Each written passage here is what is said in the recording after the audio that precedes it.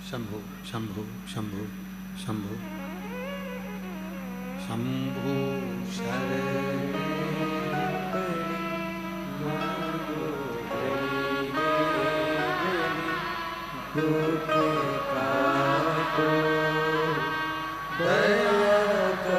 शंभु शंभु शंभु शंभु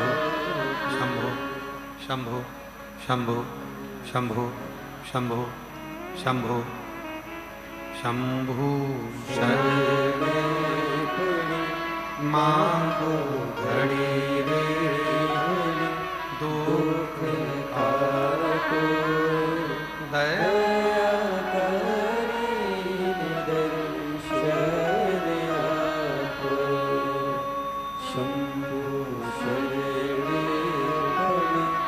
मांगो। एक शिव और एक शक्ति, ये दो हैं, शिव और शक्ति, और दोनों को प्रसन्न करने के अलग अलग नियम हैं, दोनों को प्रसन्न करने के अलग अलग क्रम हैं,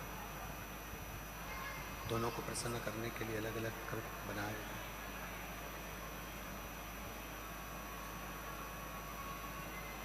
कैसे प्रसन्न किया जाए दोनों को प्रसन्न करने के लिए अलग अलग एक क्रम बनाए गए हैं।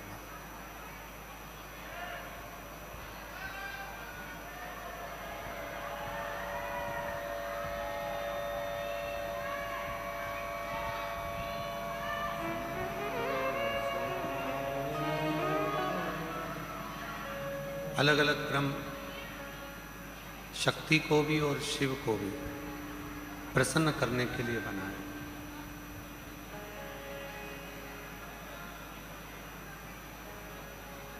शक्ति को प्रसन्न करने के लिए, देवी को प्रसन्न करने के लिए, माता रानी को प्रसन्न करने के लिए, माध्य शक्ति जगत जननी जगदम्बा को प्रसन्न करने के लिए, माध्य शक्ति जगत जननी जगदम्बा अम्बा को प्रसन्न करने के लिए, और भगवान देव अधिदेव महादेव को प्रसन्न करने के लिए,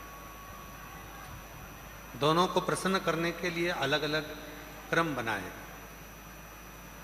और दोनों के क्रम बिल्कुल अलग। शक्ति को प्रसन्न करना है, माँ दुर्गा भवानी को प्रसन्न करना है, तो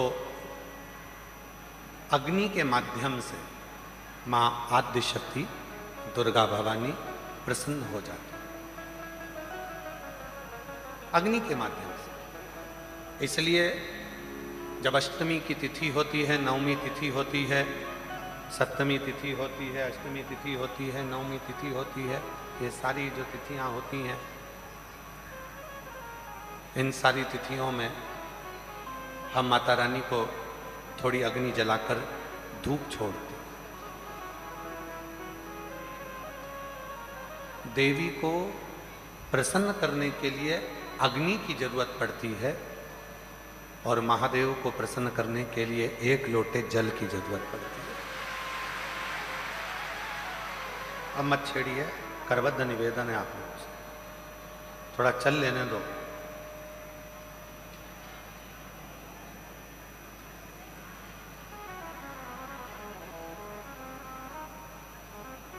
देवी को प्रसन्न करना है तो अग्नि की जरूरत पड़ेगी,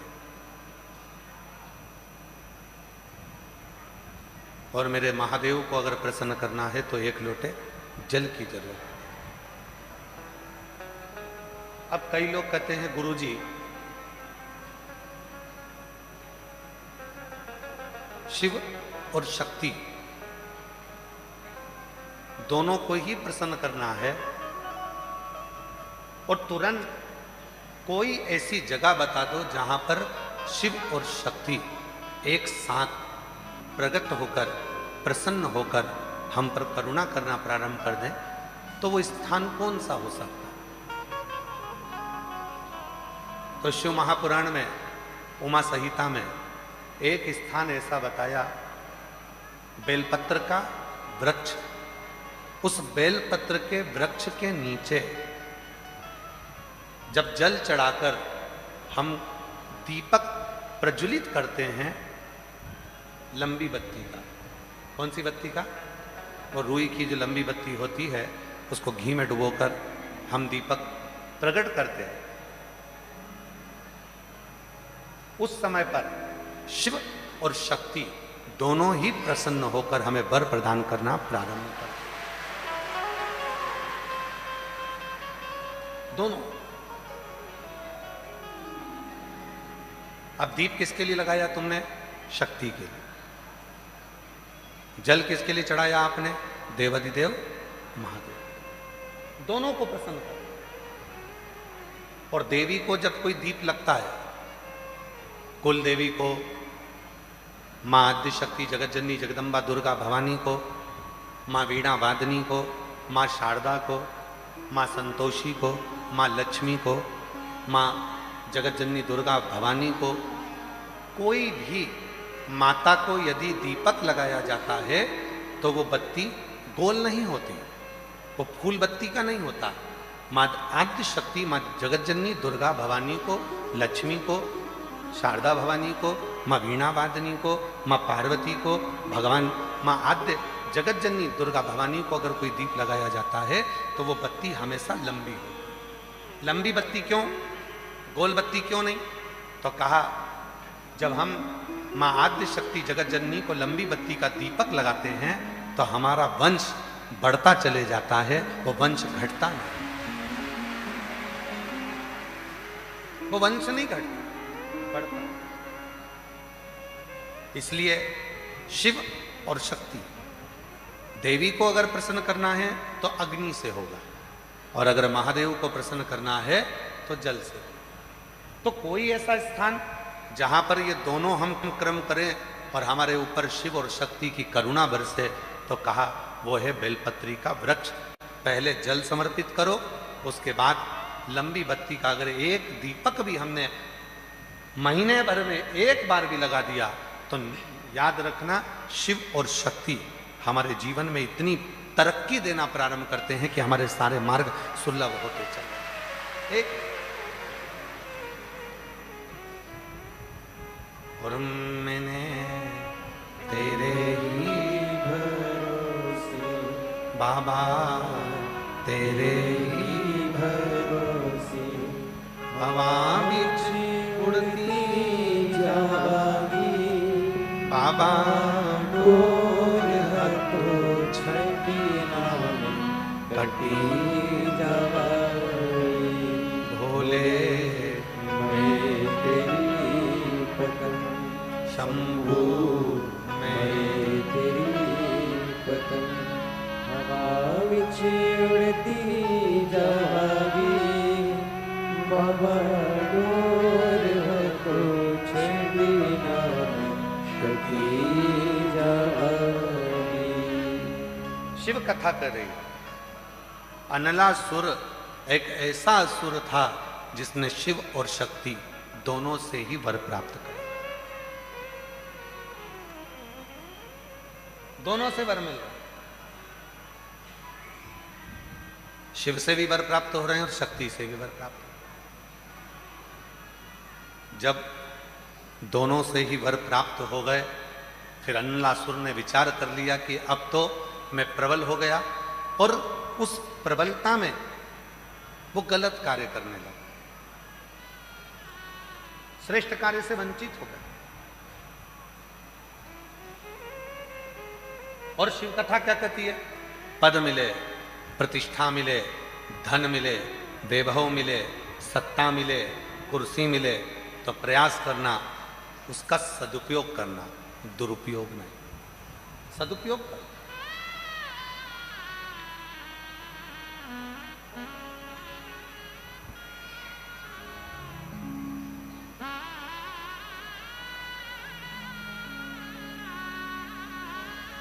जो भक्ति में तप लेता है, श्रद्धा और विश्वास में जो पूर्ण पक जाता है, उसकी कीमत अपने आप बढ़ती चली जाती है, अपने आप बढ़ती है। आप लोग अभी रास्ते में से आ रहे होंगे, जो इंदौर साइड से आ रहे होंगे या भोपाल साइड से आ रहे होंगे या सीहोर से होते हुए आ रहे होंगे, तो बीच बीच में मक्का के ठेले लगे हैं। बोलो बोलो जरा जम के, लगे कि नहीं लगे?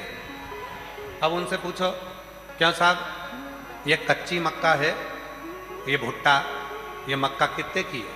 तो कहा ये 10 रुपए का। अच्छा, ये सिका हुआ कितने का दे रहे हो? सेक के कितने में दे रहे हो? कितने का? 20 रुपए। ये देखो सब खाते खाते आए।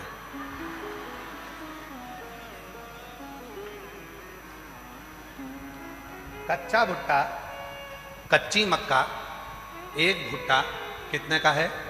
10 का। सिक गया तो कितने का हो गया? 20 का। सिकते ही उसकी कीमत बढ़ गई। उसी तरह जो भक्ति में, श्रद्धा में, विश्वास में, समर्पण में और शिव के एक लोटे जल में, शंकर की कथा में, शिव की भक्ति में जो तप जाता है, सिक जाता है, उसकी कीमत बढ़ जाती है। कम नहीं, उसकी कीमत बढ़ी।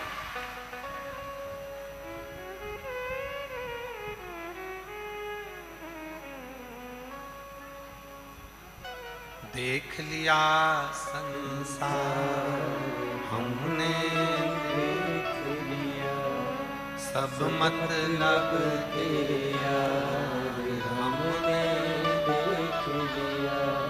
झूठे नाते, झूठे रिश्ते, झूठे नाते, झूठे रिश्ते, अरे झूठा है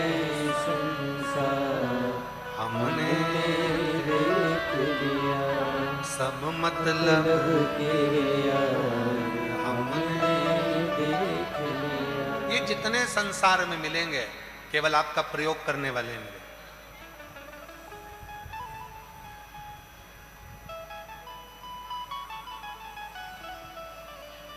मिलने भी आएंगे तो ये विचार कर आएंगे कि कुछ ना कुछ प्राप्त होगा।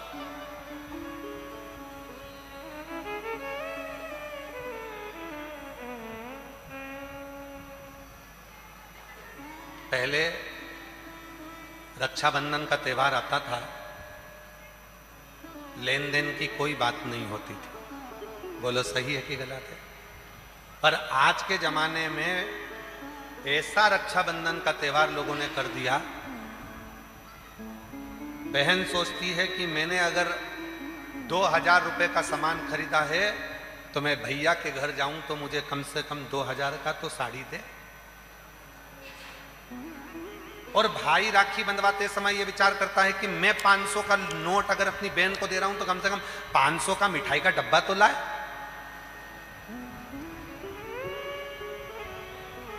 बोलो बोलो सही है कि गलत है? मतलब आज के जमाने में जो संबंध हैं वो केवल लेन देन के रह गए हैं, उसमें प्रेम नहीं।